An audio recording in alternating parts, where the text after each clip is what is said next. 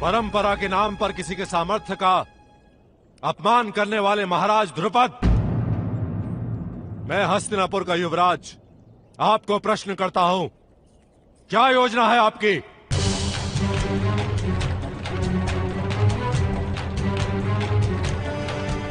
यदि इतने राजाओं और राजकुमारों का अपमान करना था तो आप अश्वमेध यज्ञ का घोड़ा दौड़ाते समग्र आर्यवर्त में, जिससे आपके सामर्थ्य का प्रमाण भी मिल जाता सबको।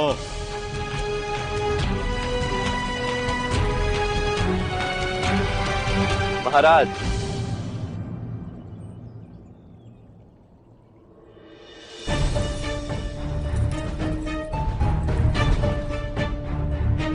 युवराज दुर्योधन,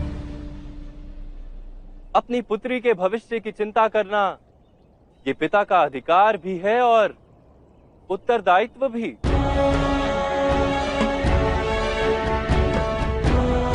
इसीलिए स्वयंवर को धर्म कार्य माना गया है और स्वयंवर में मिली पराजय को अपमान मानना निषिद्ध है। पराजय का तो भय ही नहीं अंगराज कर्ण को।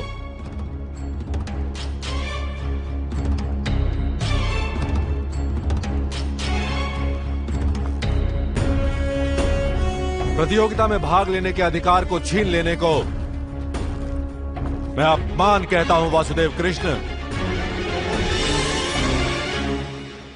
जिस प्रकार वृक्ष को जल से ही सींचा जाता है, जल का कार्य दूध नहीं कर सकता, उसी प्रकार आपकी शक्ति का प्रमाण कोई अन्य व्यक्ति नहीं दे सकता युवराज।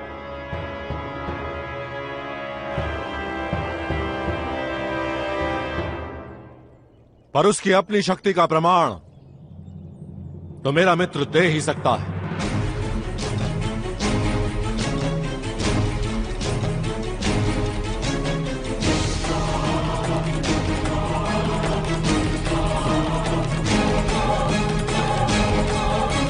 मित्र कर्ण,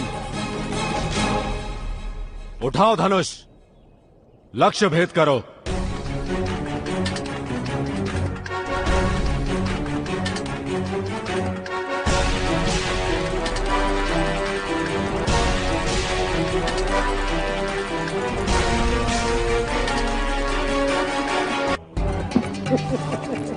उत्तम निर्णय है मेरे बच्चे, उत्तम निर्णय है।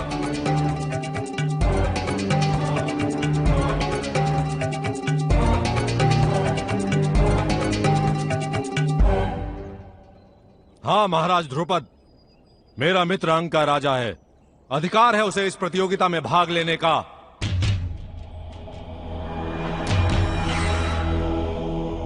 वो स्वयं आपकी पुत्री से विवाह करेगा। धर्मे च अर्थे च कामे च मोक्षे च भरतर्षभा। धर्मे च अर्थे च कामे च मोक्षे च भरतर्षभा।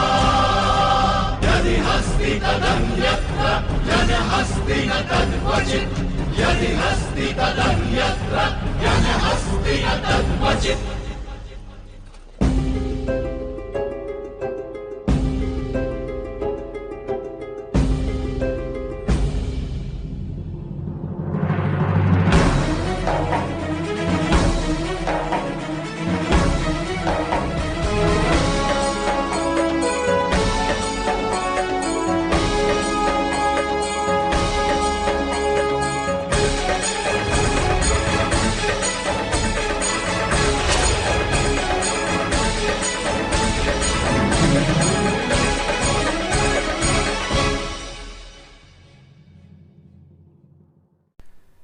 जब कर्ण को प्रतियोगिता में भाग लेने से रोका जाता है, तब दुर्योधन कहता है कि महाराज द्रुपद, आपकी क्या योजना है?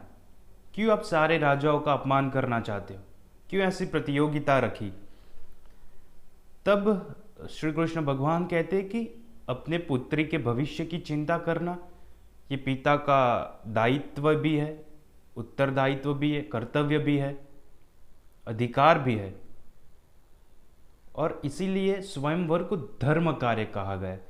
और उसमें मिली पराजय को आप अनुचित समझ रहे हो, यानी कि उसमें मिली पराजय को अपमान मानना वो निषेध है, वो अपमान नहीं होता। तो यहाँ पर वासुदेव कृष्ण ये कहने की कोशिश करे कि जितने भी राजा है जो पराजित हुए हैं, धनुष उठा नहीं पाए और पराजित हुए, तो उसमें अपमानित होने की कोई बात ही नहीं है। वो अपमानित नहीं हुए, और ना ही महाराज द्रुपद का ऐसा कोई उद्देश्य था लोगों को अपमानित करने का। उनको तो सिर्फ अपनी पुत्री के लिए एक सर्वश्रेष्ठ व्यक्ति को ढूंढना है, और ये तो धर्म कार्य है। तब दुर्योधन कहता है कि किसी के प्रतियोगिता में भाग लेने के अधिकार को छीन लेना, उसे मैं अपमान कहता हूँ। तब श्री कृष्ण भगवान बहुत बड़ी बात कहते हैं कि जिस प्रकार वृक्ष को सिर्फ पानी से ही सिंचा जाता है, पानी का कार्य दूध नहीं कर पाता, उसी प्रकार आपकी शक्ति का प्रमाण कोई और कैसे दे सकता है। यानी कि आपकी शक्ति का प्रमाण अंगराज कर्ण नहीं दे सकती, आपको ही देनी होगी आपकी शक्ति का प्रमाण। बहुत बड़ी बात कह दी उन्होंने। तो दुर्योधन को तो पता था कि वो इस प्रतियोगिता को तो जीत पाएंगे नहीं, और यहाँ से पराजय स्वीकार करके जाना, पराजित होकर जाना, उससे तो अच्छा है कि मैं अपने मित्र को ही बोल दूं कि वही अपनी शक्ति का प्रमाण दे और द्रौपदी से विवाह करे। तो उन्होंने ये कहा कि मेरा मित्र अपनी शक्ति का प्रमाण देगा और वो खुद द्रौपदी से विवाह करेगा। तो यहाँ पर पूरी प्लानिंग कर रखी थी दुर्योधन ने कि कुछ भी हो, लेकिन यहाँ से द्रौपदी को जीत कर ही जाना है। और अब तो कर्ण को रोक नहीं सकते प्रतियोगिता में भाग लेने से, क्योंकि कर्ण अंग देश के राजा थे और वो स्वयं अपनी खुद की शक्ति का प्रमाण देने वाले थे और स्वयं द्रौपदी से विवाह करने वाले थे। अगर प्रतियोगिता जीत जाए तो उनको अब तो रोका नहीं जाता। इसीलिए श्री कृष्ण भगवान कहते हैं कि ठीक है कीजिए, लेकिन उससे पहले श्री कृष्ण भगवान ने द्रौपदी को संकेत दे दिया था कि अगर तुम चाहो तो तुम मना कर सकती हो, क्योंकि स्वयंवर में कन्या अपने मन से अपने पति को चुनती है। ये ज़रूरी नहीं कि जो प्रतियोगिता को जीते, जो विजयी हो, उससे विवाह करना हो। और द्रौपदी अंगराज कर्ण से विवाह करने से मना कर देती।